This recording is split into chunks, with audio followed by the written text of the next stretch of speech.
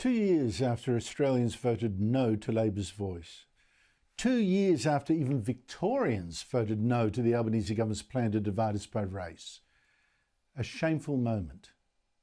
Victoria's Premier still signed a treaty that cemented racial division, a treaty between the 99% of Victorians who aren't Aboriginal with the 1% who say they are, or rather with Aboriginal representatives from the First Peoples Assembly, an assembly elected by fewer than 10% of Aborigines entitled to vote. What a mutilation of democracy. And what will it lead to? Well, already this month we've seen one Aboriginal tribe lay claim to all public land and rivers in Melbourne and countryside around. 11 claimants, of whom I have already shown you 4, including a Muslim man, which for me poses the question, why do people with mixed ancestry and now mixed cultures identifying as Aboriginal have more say than the 5.5 million fellow citizens not of their tribe? But there's now another question, and to answer it requires an economist. Joining me is Leith from Onselen, co-founder of Microbusiness and a former Federal Treasury official. Leith, thank you so much for your time. Before I get into your real hitting ground, immigration, the question is this: what will the treaty cost, and what will this land claim over Melbourne potentially cost? Look, to be honest, we don't know exactly. However, if we're going to add a third house to the state parliament, so we've got a upper house, a lower house, and now we're going to have a First Nations house, obviously that's going to add significant cost in terms of running expenses, staff salaries, and all those sorts of things. And what it also means is that it's going to add a whole layer of bureaucracy to Victoria. It means that every piece of legislation, et cetera, is going to now have to run through this First Nations house. And that means we're going to have more red tape, which then means it's going to be a lot harder to get things done in Victoria, whether that's, projects and that sort of thing. So to the extent that the treaty adds cost to running the state, that's obviously going to have to be recovered via taxes, and it's going to mean less economic growth, that sort of thing.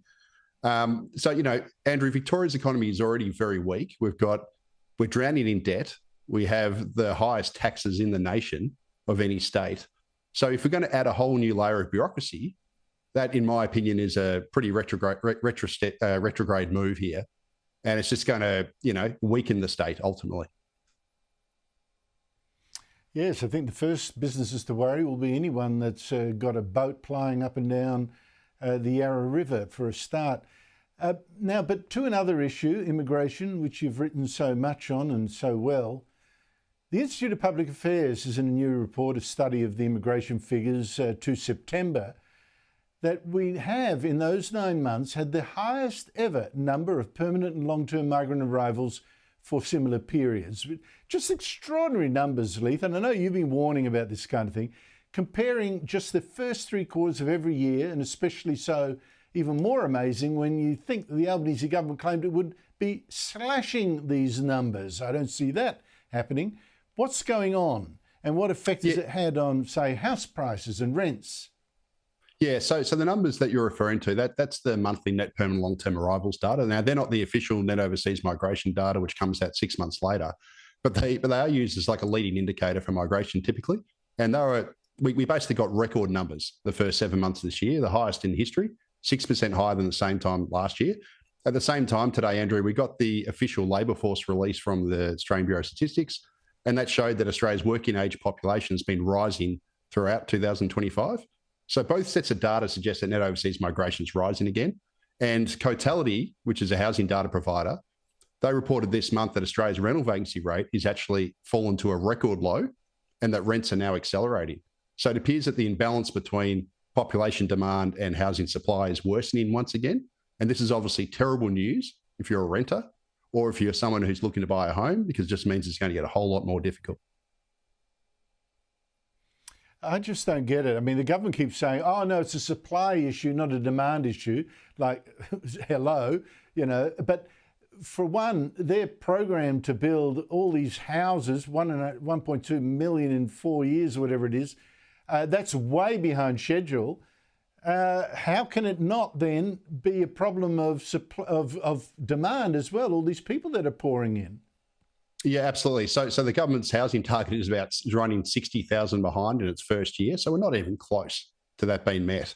at the same time as we've got very high immigration still. So you don't have to be a rocket scientist. The government's own National Housing Supply and Affordability Council warned that, under the Treasury's migration settings, the housing shortage is going to worsen over the next 5 years. And they actually said that if population growth 15% higher than what Treasury forecasts, which it seems based on these sorts of numbers it probably is, tracking around that level, the housing shortage is going to worsen by another 200,000 over the next 5 years. And that's on top of the estimated 200,000 we have already. It's shocking. Oh, that's incredible. Leith and Onselen, the Liberals today said no to net zero. It was actually muddier than that, as you probably know. It's still saying yes, let's cut Australia's emission progressively but each year. And of course, then they've still got to sell it. Who knows how that will go. But how important is this or not that we get rid of net zero? Oh, look, it's. I think it's very important. Australia accounts for only about 1% of global carbon emissions. So we should not be trying to lead the world on net zero and punishing ourselves with high energy costs, which is exactly what we're doing. We export 7 times more coal than we use ourselves. We export 4 times more gas than we use ourselves. Much of our coal and gas exports go to China, who has accounted for 2/3 of the rise in the world's carbon emissions this century. Andrew, Australia should place energy affordability and security above everything else when it comes to this, because expensive energy means a higher cost of living. It means embedded inflation. It means we're going to have further deindustrialisation. We're going to keep losing our manufacturing industry. And effectively, Australia should be aiming to become more efficient in all areas of the economy by, basically using less resources per unit of output rather than focusing on some arbitrary target, which is going to push up our energy costs.